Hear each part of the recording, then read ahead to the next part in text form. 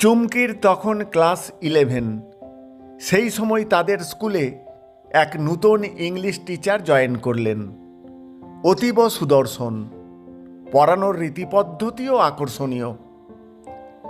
চুমকি একসময় অনুভব করল ইংলিশ টিচারের প্রতি তার কেমন যেন প্রেম প্রেম লাগছে, কিন্তু মুখ ফুটে আবার বলাও যাবে না সে কথা।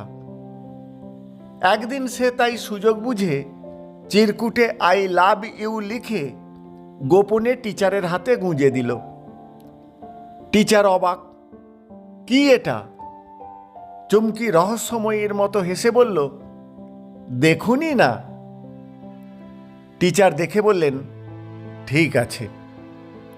উপচানো খুশিতে চুমকি বলল, সত্যি বলছেন? বললাম তো, সত্যিই ঠিক আছে। চুমকির বিশ্বাসই হচ্ছে না, তবু যাচাই করে নেবার জন্যে লাজুক মুখে জানতে চাইল, কি ঠিক আছে?